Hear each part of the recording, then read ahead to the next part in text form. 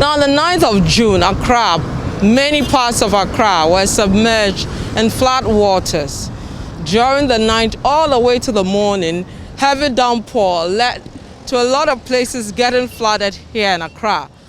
I've come here because on Tuesday, June 9, 2020, 5 people lost their lives here in this assembly. Today I'll be looking at who these people are and why they lost their lives during the flooding here in this area. My name is Vivian Kai Loko. Come with me as we explore the story. 2 people lost their lives here at this very spot. Now we're told that there were 2 women, actually one 17 years and one 24 years. I'm going to speak to the municipal chief executive too. We'll find out what exactly happened in the wee hours of Tuesday leading to the death of these 2. The wall in the first place was not properly constructed. Then we also realized that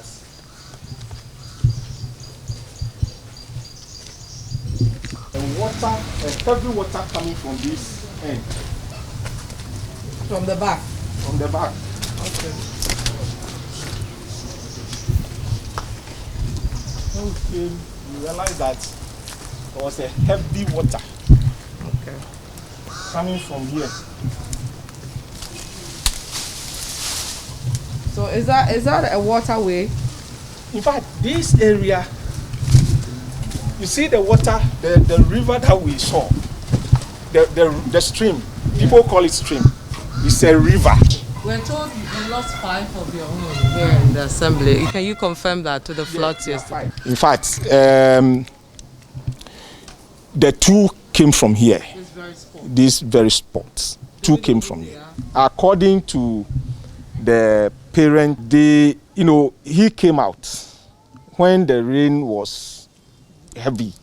He came out to pick something, and then when he was coming in there, the wall broke, just bang, and then he fell. He himself fell, and then he realized that no, the family has trapped in there. So he managed to brought the wife and then a small baby. He couldn't retrieve his own daughter with the in-law, one of the wife's sister. We're told there were 2 kiosks over this place. The first kiosk where the MC told us about is where 2 people died, 2 women were told. And this place also was being occupied by some other squatters. So right behind us you can see some of the kente cloth. We're told there's a gentleman who weaves kente, the other structure that got destroyed here. And then you can see his loom, among others over here. They tried to salvage some of the properties here, including this one, we're told. So you can see as a typical living area being occupied by these men and women here, and this unfortunate matter. You can also see some food, obviously some eggs were over here, their broom, their water, and many other things, the mosquito nets and all that, showing signs of living over here. These are some of the things that kills them. The electricity, when it gets into the water, then can electrocute them. Yeah, seriously. We same Ghanaians, when it is raining heavily and the electricity put light off, then we complain. But it is for our own safety, because most of the sockets are at a certain level where when water gets in, the whole room gets electrocuted. It was a wooden structure here, right? Yes, yes. And it was also, the wall also, fell on it. So we can see parts of the wall. Exactly. Exactly. Here they were able to escape. And I questioned the man why he was living here. He told me he's a kente weaver. He was at Ho, he was living in Ho, and he came. So I asked him, so can't you live in Ho where you have your house, where it's not about squattering or whatever, to weave your kente and come and sell in Accra? Then he said he want to live in Accra. But what's your plan for these squatters? Obviously, Madam, as for this one, there is a little that the assembly can do about it. Squatters all over the place. Yes, I'm going to speak to the family of these two people that lost their lives, and then we find out what exactly happened in the wee hours of Tuesday leading to the death of these two people. Ma, how many years now? Why live you her? More than 8 months. And do 1 year. It's the first time now you are told now her. Into you just say nipa me no one more. Yeah, what? Just only mama. Like one baby omo first no omo nyina na omo ti wansa ye tu omo na omo benya ha And the na mo ba ha. At what time now realize say omo ya bofra ba ku di pie enti omo san ko inside no eho no omo se wall no abu egu omo su enti tama ono offering microphone say omo be bu omo no e na omo be peja pillar no and some 2 years mo from you no and I had omo call hospital around 3:20 hono. It's time when they omo call hospital no now mo ewu na. Yeah no yen to me omo say adan ya yi omo won su no nti yen to me kire say omo ewu na omo nti hospital na omo call confirm yi say omo afim. Omo akasa no adan na mo aba ha. O free fa na mo ba ha. Na omo ti sro ho. E hon so obi asase so. Nti o se oba ba ye adwuma wo asase ne so nti omo kya omo anya baabi na omo besre ha na ye mom guard se ene omo betumi abaye bibi wo ha na omo atena ha se omo hu se ha inso to a etumi ha mo no se mo be free ha na ya se na ye no se ye fa adwuma and to me interest they will still find their way somewhere in the vicinity. The same old story. They will find their way in an uncompleted.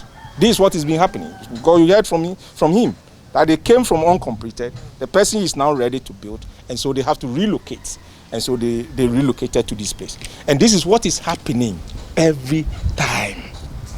It's still the Citi Newsroom. We're still going around this assembly because of what has happened over here. 5 people were told lost their lives during Tuesday's heavy downpour. Right in front of me, I could see some of the properties, if I may, of the people that lived here. You can see some barrels, some chairs, a bit of books, and some bags showing that they had things in there. And then just around me, I can see the structures that they were living in. You can see the wood, the pillar itself, the pillars that broke and fell on them are also over here. You're still watching the Citi Newsroom. My name is Vivian Kailoko. Now I've come to the Achimota Hospital because when the rains came in on Tuesday, those who died in this municipality, Okaikoi North, their first point that they were deposited the dead bodies was this hospital. Let me speak to some authorities here to give us details of the people that were brought in, the circumstances among others. What can you tell us in terms of people who were brought in because of the floods? Yeah, I can confirm to you that we recorded 5 BIDs as a result of the floods yesterday. BID simply means brought in dead. And as I speak to you right now, there's only one body that we didn't find the relatives. And because the hospital doesn't have a mortuary, we have decided to transport the body to Kulebu Hospital. So give us the details of these 5 people, who they are. Yes, we have one, Ayusibia Christabel. That's a female, 17 years. Ayisi Dinah, also a female, 24 years. One, Louise. Louise is also a female, 24 years.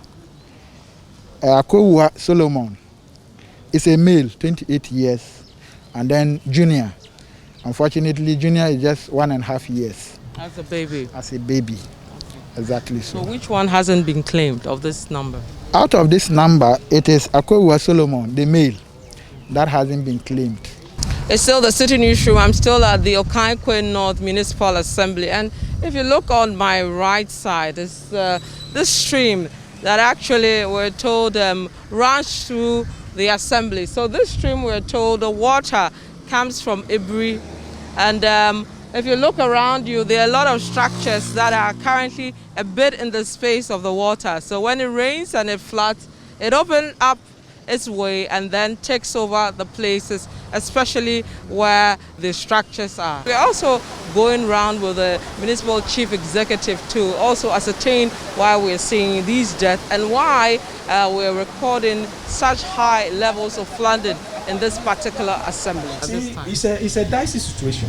You see all these properties, none of them have permits. And this is before this assembly was created.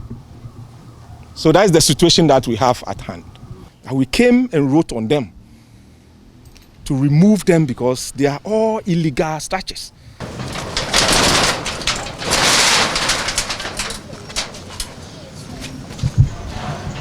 Right. Who is there? Come. Is that our project? It's for GR properties. Please stop the work. Okay. Stop the work immediately. Okay. Okay?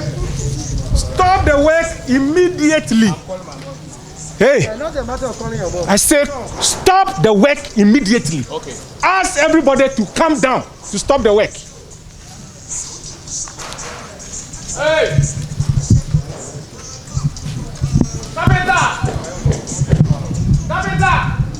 Adoko akokun krofo na ekun omu no. Wenumu na ekun omu no. E chokia, God test no chokia. Na yiri, na kun obi. Wo hu. Wo ye na nka bibisi ho. Na wo de ahihye mu prekun. Pese rawra gotemu. How can you do this high tension?